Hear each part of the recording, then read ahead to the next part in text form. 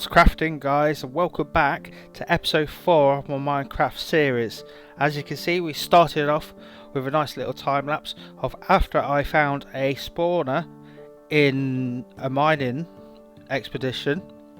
I have converted it and here it is. So what I have done is I've used the same contraption as I used the wheat farm. When the spiders come down from the spawner and fall into the fire, they will drop their string, which will go into the crafter, and once it has crafted it all, it will put in wool into here, which is a good way to gather wool if you don't have a sheep farm. There is a couple of downsides. Unfortunately, the spawner was very close to bedrock, so I had to make a bit of a mess, but it works. This can also be used as an XP farm. So when the spiders come down, I can kill them when I need to, or I could just let the farm run as long as I'm nearby. After watching B-Dub's latest Hermitcraft episode, I discovered that a sheep farm will produce 9 wool in 10 minutes. So let's see how this one gets on, and I'll bring you straight back. And after roughly about 10 minutes, we have the same amount. So it's just as efficient as a sheep farm. So I'm going to gather up some wool for what I have planned for this future episode, and once I'm done, I will see you topside. The efficiency of the farm isn't that good, so I needed to go to the Nether to find some magma blocks. Along the way I found some soul sand. I also found the magma blocks. Whilst I'm mining out the magma blocks, I found some blackstone, so I grabbed that as much as I can and whatever I could find along the way. I'll do the mods between episodes, and this is what I found. Last time we built this stripping mill, and it has been working overtime for me. It has been churning out a lot of wood, and I'm very happy with how the progress is working with it. I have planted a few trees in the local area just to bring it to life a bit more and to indicate that it's a wood stripping yard. Now I've got a couple of farms done, I have a lot of materials that I want to look like it's being shipped to a different area. But first I need an enchanting setup so that I can enchant all my tools so that I can get better materials. We actually got pretty lucky with Fortune 2, and we found more diamonds. So with this farm done and this farm done, I want to build an airship that transports them to other areas. In future episodes I will build other farms down here and add their resources to the airship, but we shall crack on and get the airship built. Time for redstone! So I want to build a cargo machine. We're going to need a piston, but I'll place that in the wrong place. Let's split that up. We need to place it upwards, place a block next to it, place a movable block like obsidian next to that, and that is like that. We need an observer.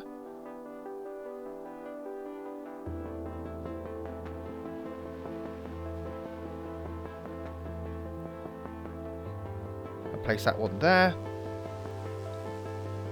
and I place that one in the wrong place. I need to place that one there like that, so they're looking outwards, and I'm going to place this one just next to it like that, because I want to use a piston to be able to push it in front so it picks up the signal and the piston moves up and down, up and down. So I need another block there, another block there, another block there, just for the distance. Only one like that. Let's get rid of this one, put that one in the wrong place again, get rid of that and put a black obsidian there. So that is the setup. So I need to run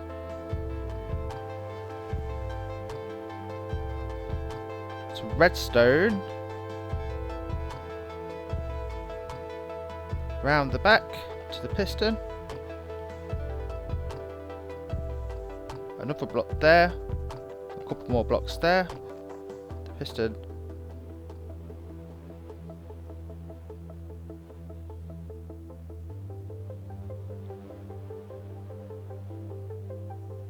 This is it's a complicated redstone machine.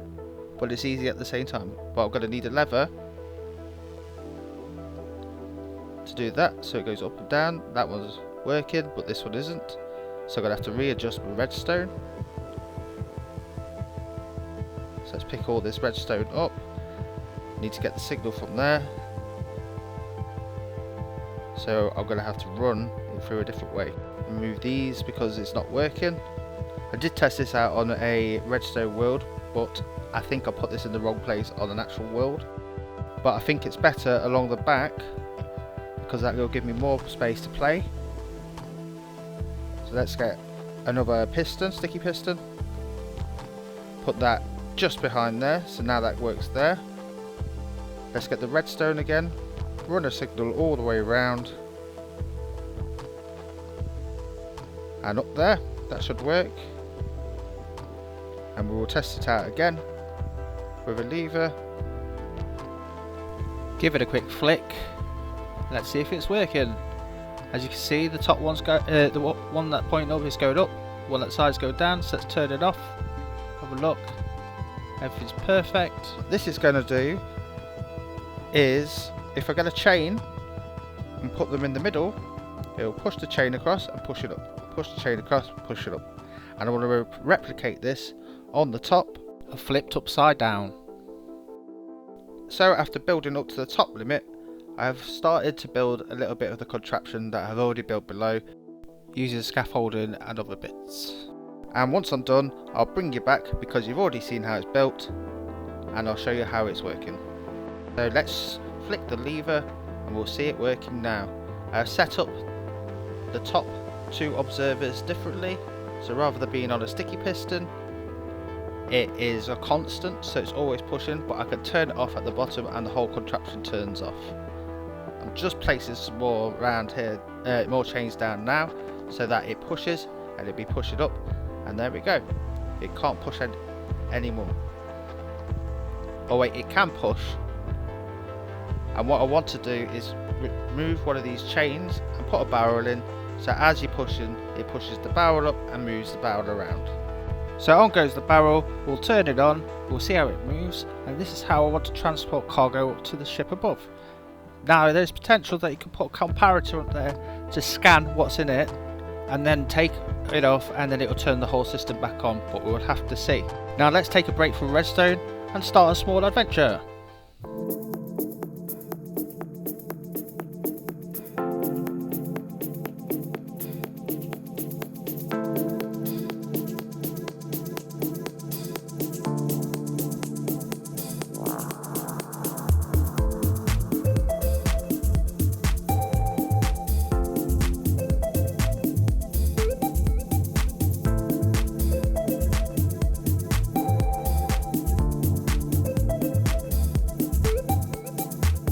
So after that small adventure, I finally come home with lots of goodies from buried treasure maps and random little bits and pieces. And now I want to start building the platform for where the airship's going to be. So here we go. So first I want to start off with placing the new tough blocks. These are going to be perfect for the corners and for the base plate, something strong. And we're just going to do it like this. Place them out so it covers the whole of the machine underneath. It gives us this nice sturdy bottom, and I'm going to mix it up a little bit with tough bricks and just roughly aim to get the right size, which is a couple more across, and we've got our cornerstones, and it's a good size. It's not too oversized, not too small. So we need to build up and build back a bit. We build up two more layers, but we'll do the first layer first, and that's what it looks like so far. So let's put in some walls just to bring that out a little bit, gives it a bit more depth. We place some more bricks on top, or more tough should I say. Once I do that, that gives it the height that I need. I don't want it too high, as I said. We put something I learned from B-dubs. If you use stained glass, grey stained glass, and place it on the walls, it'll give a very interesting shape. It brings it out a tiny bit, gives it a little bit of depth. Yes, when you're close you can see it, but when you're far away you can see the general shape, but you can't really see the stained glass. Now let's build up the inner wall by one, another one over here, and we need something different. You can still can't see it on there, and it's hidden quite well. It's blended it in, and I'll do the same on the other side in a moment. I want to place some fences across, and then place some more in the middle. Get some more of the tough blocks and mix them about to give it the overall strong shape that it needs to be, which I think is fairly good. Finish off with the glass and jobs are good. I'm very happy with how the front looks. It's giving it an overall solid look, and I need to do this all the way around the sides, and I need to put in some stairs and put on the top, and it will be done. Let's take out some of these bricks just to make it a bit more messy and less clean. We'll see how that looks. We'll add in some tough bricks and some normal tough. Once that's done, just need to take out one more on the bottom because it doesn't quite look right, and I'll just finish off the other three sides quite quickly.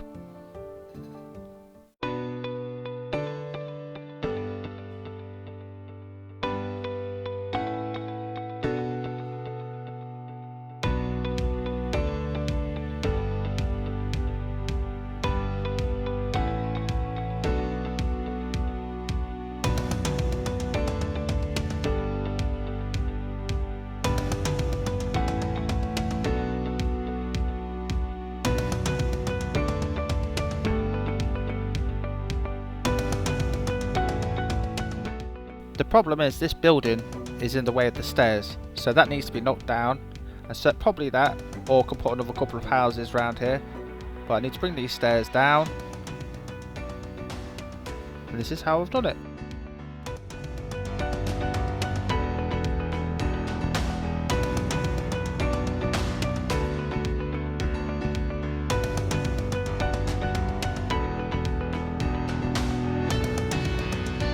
Just added the deck on top so that I can add cargo in the middle.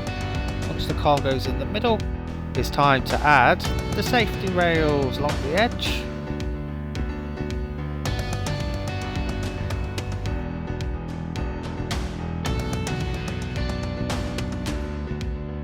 This is done, it's time to head up top to start the boat.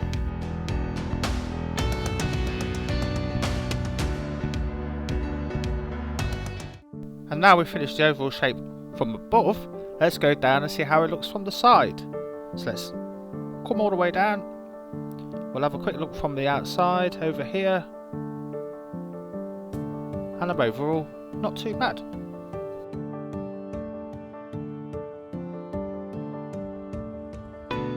Back up the top now, and I'm building out the sides to get the round shape. Time to fill in between the beams.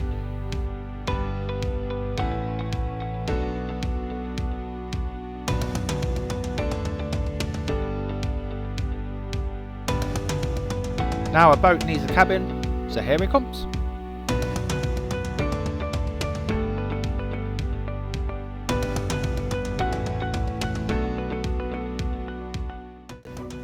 Now, with the shape of the boat done, it does look a little bit funny without an engine or without the boat to help it go through the air. So I'm going to get on with that, and I may also chuck on an anchor.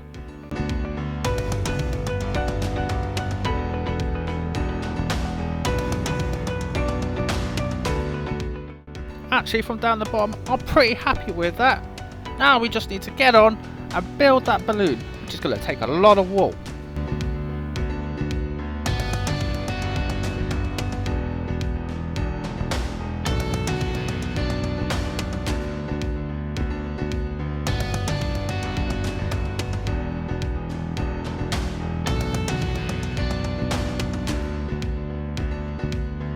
Just got to add on the slats for what holds up the ship, and unfortunately I didn't light the inside up. We've got to add a little bit of shadow, which is turning out quite well using some grey wool and some diorite.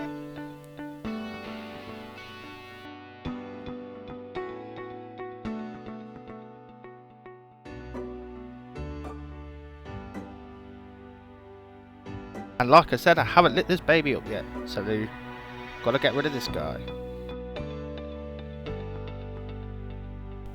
Time to add on the oars / steering devices, which is fairly simple to do, not too hard. And now we just have to tie this balloon down.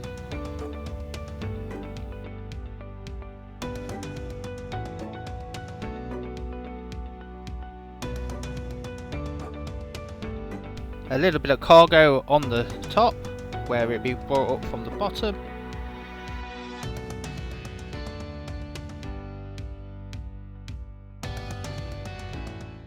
So that is the cargo airship done.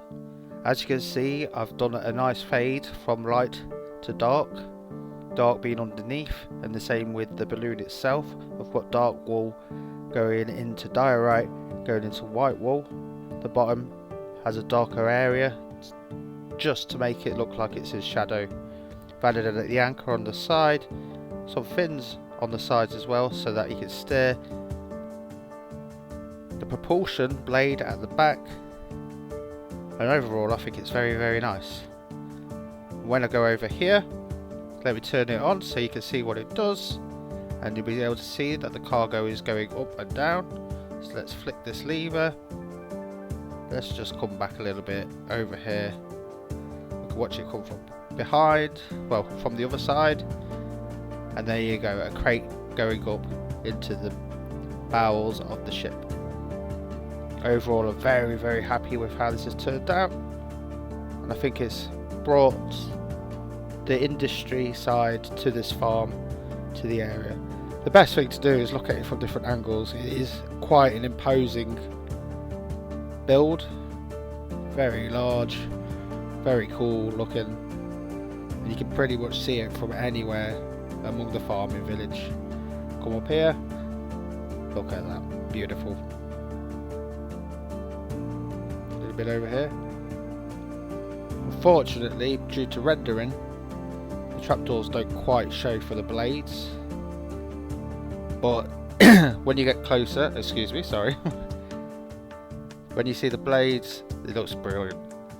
I haven't got a name for it yet, so if you guys have a name, comment below and let me know what you want. I also have found a little pet eagle, which I'm contemplating putting onto the airship, so I need a name for him as well. So that, folks, is the build of the day. I hope you enjoyed the build. Next time we're going to be delving into a little bit more farm stuff, possibly sugarcane and other extras like that. If you want to comment on names or anything else, just do it below. So don't forget to like, subscribe, and until next time, stay crafty.